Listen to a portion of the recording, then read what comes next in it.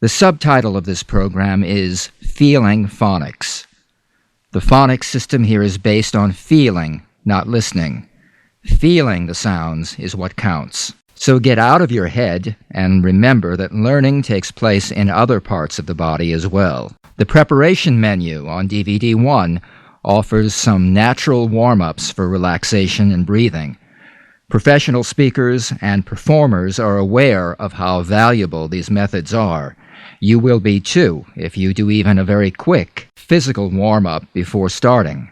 A little yawning, stretching, and shaking does more to put you in shape for speech than you would ever think it does. The vowels E, A, Y are your tonal anchors. They are the most strongly vibrating sounds in this system. They begin as vibration in the vocal cords, but become greatly enriched as you learn to focus the sound waves on the hard palate, and more particularly on the gum ridge behind your front teeth. When you can regularly produce E, A, and Y as strongly vibrating tonal vowels, it is the single biggest contribution you can make to improving every aspect of your speech, for being understood clearly, distinguishing between long and short vowels like date and det, for clearly producing the second stage of two-stage vowels, I, oi, oi, for providing added resonance to all vibrating vowels and consonants, and last but not least, for infusing good sound quality and control into all your speech, keeping it anchored in good tonality at a low register, a lower pitch range, which opens the higher pitch range for intonation and making your speech more expressive. Mastering E, A, and Y will take you a long way. DVD 2 covers the structural vowels, the vowels that have a shape or structure that you can see and feel. In this system, they are assigned a number corresponding to the size of their lip shape. Number 1 is the smallest. Ooh. Ooh. Number 5 is one of the largest. Aw. Aw. So a number 5-1 is ah, ooh, ow, ow. 2-1 is oh, oh.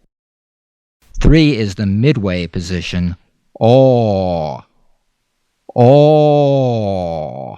4 is aw, as in awed. 6 is ah, ah. 6Y is I. 3Y is oi, oi. Giving good lip shapes to these vowels not only provides good pronunciation, but helps create a voice box or megaphone behind the lips. This is how actors project their voices to the back row of a theater, without shouting, with no apparent effort. And good structural action will enable your voice to carry effortlessly in a public speaking environment, or when you want to be heard over the background noise on a busy street, or in a noisy restaurant. In an increasingly noisy world, being able to project your voice is a real advantage. All these major vowels, both tonal and structural, are color-coded in yellow. For example, at least he died in the world's greatest laboratory. At least he died in the world's greatest laboratory. At least he died in the world's greatest laboratory. The short grunt-like neutral vowels we call neutral 1, 2, 3, and 4, I, E, These are just in white. They're often interchangeable. The important thing is to keep them very short, treat them very different from the major vowels. On DVD 2, you'll learn that one way to do this is to focus vocal energy on the surrounding consonants. Play the consonants on either side of the neutral vowel and treat the vowel like it is the shortest distance between two consonants. For example, here's a sentence with neutral vowels I. Treat good, simple lesson, brother, as good, simple lesson, brother. Good, simple lesson, brother. Good, simple lesson, brother. Another technique, and this is specifically for foreign or regional accent reduction, is to color one neutral vowel with another, pronouncing took as tuck and tuck as took. For example, resists the tendency to slip into speaking a larger vowel. You will see exercises like this. The bull stood at the edge of the wood. The bull stood at the edge of the wood. The bull stood at the edge of the wood. The bull stood at the edge of the wood. And that leaves the less troublesome neutral diphthongs. Neutral diphthongs 1, 2, 3, and 4. Or, ear, air, or. As in poor, peer, pair, poor. That covers the vowels. The consonants are color-coded in green or red. Green are the legato, sustainable, or continuant consonants, such as m,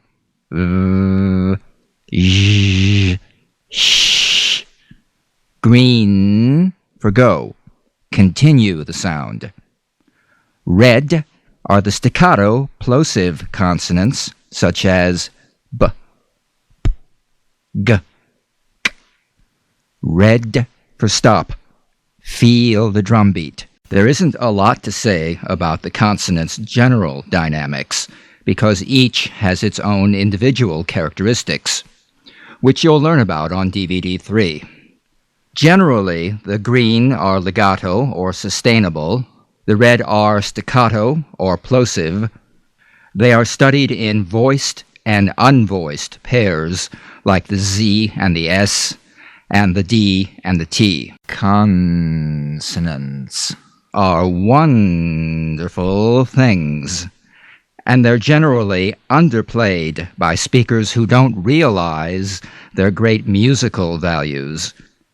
In the consonant lessons, we practice the full musical values, followed by a repetition using the consonants to convey meaning. Following each video lesson, you can select more practice material, which uses the same structure of a list of operative words, followed by those words in sentences, all repeated in 2 or 3 stages of vocal energy. DVDs 4 and 5 put a lot of emphasis on connected speech. Now you'll see a blue underline where words are connected. Get used to pronouncing these underlined phrases like they were one word. Getting a feeling for connected speech is the key to gaining a natural, smooth-flowing style of speech. If English is your second language, connected speech is also critical to developing your listening and comprehension of spoken English.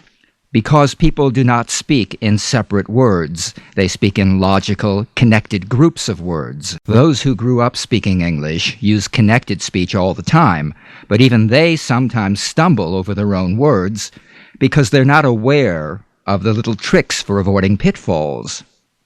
Trained actors, of course, are able to deliver lengthy, complex, even tongue-twisting passages flawlessly.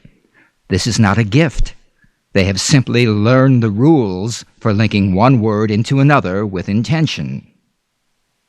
Often I've had very bright people tell me that their problem is they speak too fast, that no one understands them.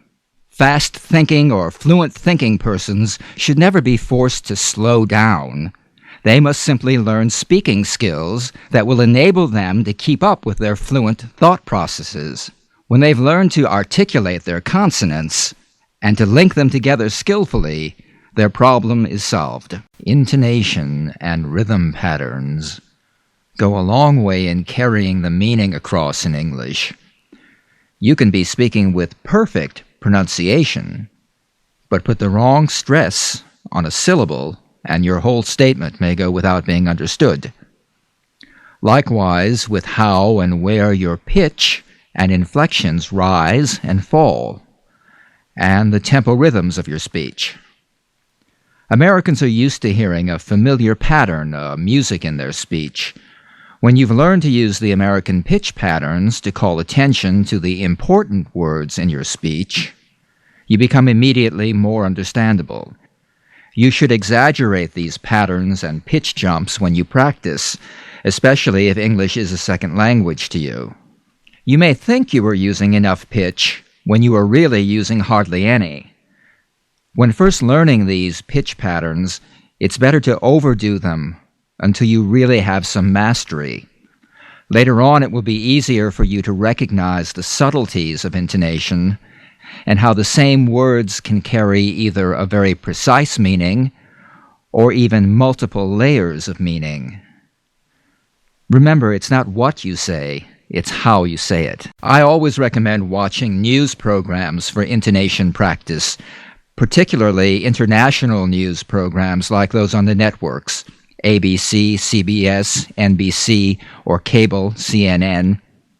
My favorite among the network news programs is ABC's Peter Jennings. If you listen carefully, you'll notice that his use of intonation is very colorful and very, very effective. Even better for intonation practice is listening to a good public broadcasting or PBS news program. These are widely broadcast on PBS radio stations, so you could even listen in the car. On public television, you have the News Hour with Jim Lehrer. Jim and his panel moderators on the program, as well as the guests on the programs, use a great deal of intonation to get their ideas across.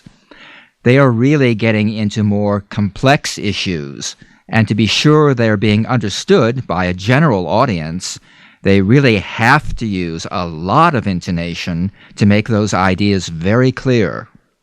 But all of these broadcasters are professional communicators, and as you become aware of the techniques they're using, you can use these techniques to give your own statements a clarity of through line while you're developing well-focused arguments. One final note, watching local news programs may not be as worthwhile. Those people are hired for their looks.